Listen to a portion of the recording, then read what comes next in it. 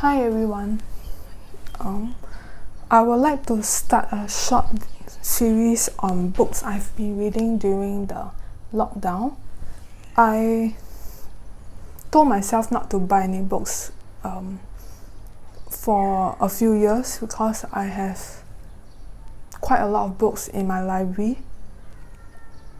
But when Casper from Boy Diviner informed me about this book sale happening at Troy Publishing for hardcover books, I was intrigued. I just went to look at the catalogue, and then I got an idea to add a book to my collection. So, because most of the books in my library are storybooks, and I do not have many craft related books. I only have one or two books, one textbook on astrology and one textbook on tarot reading, but none specifically on the craft.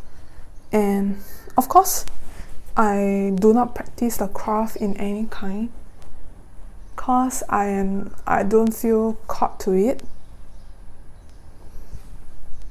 But I was intrigued by what other people are practicing, so I decided to just get this title from Troy Publishing, which is Of Chalk and Flint by Val Thomas. I tried looking for reviews on Instagram and Facebook. There were just a few, and when I got this book, I'm essentially going to do this very, very blind. I don't know what I'm seeing. I just read the synopsis. I saw that there are mention of the elementals and plants, and I thought, okay, it seems like what might entertain me during this lockdown, so I got this book. So before getting this book, I have no idea what Norfolk means, and it's simply just a place which, I'm not even very sure of that there were indeed crafts specific to a place, and even the idea that yes, the spirit of the land do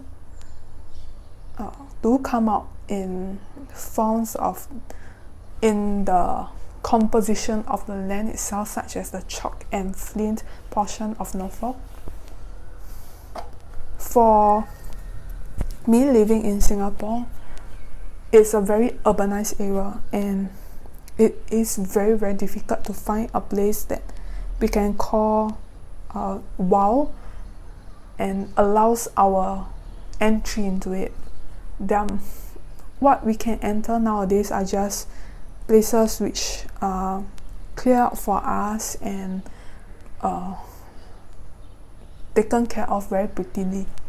So for me, I couldn't really find my own experience on the land in some sort. So I was very touched and moved by how Val Thomas talks about her land, the species, the native species, the plant species, the animal species, and even invasive species and their place in their land.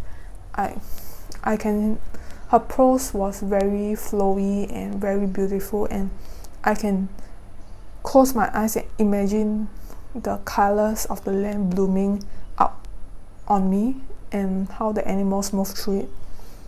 And the way she weaves the elementals into the landscape is so beautiful, such as the fairy folk hidden in the fields of flowers, and even the mermaids into their into the local religion,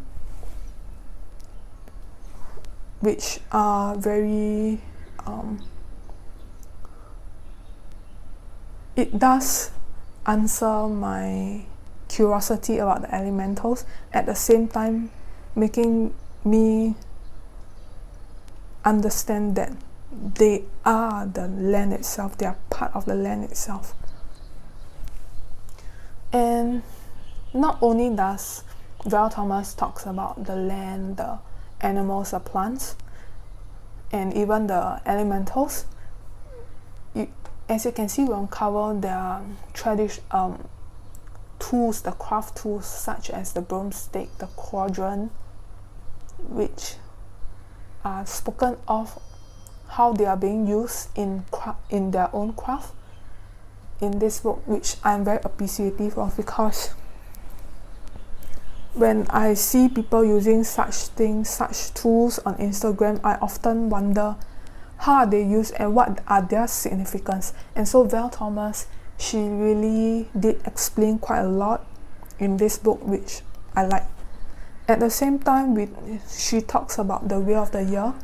So, of course, being a place with seasons, it is a very, it's kind of like a woven tradition. But for me, in Singapore, there's just one season all year round, which is summer.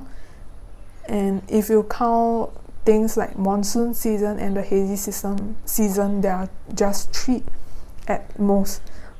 So it's very difficult to feel how the land changes throughout the year, and even how in spiritual terms this means for us.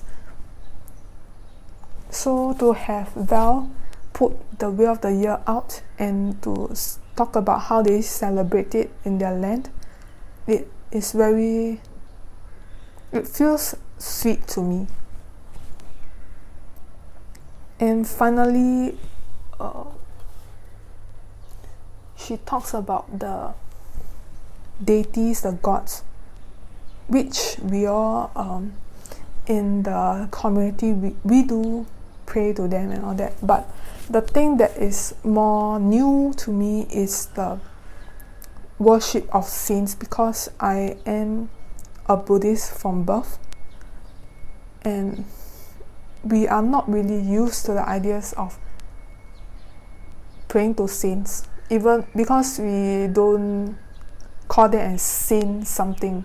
They are just like the name, like for example, Kongzi, Confucius. So we don't call them like Saint Confucius. So the idea of praying to saints is a bit alien to me. And to have Val put their practice out in this book in a very beautiful way by talking about their origin and how it wovens into their worship, it's very touching to me as well.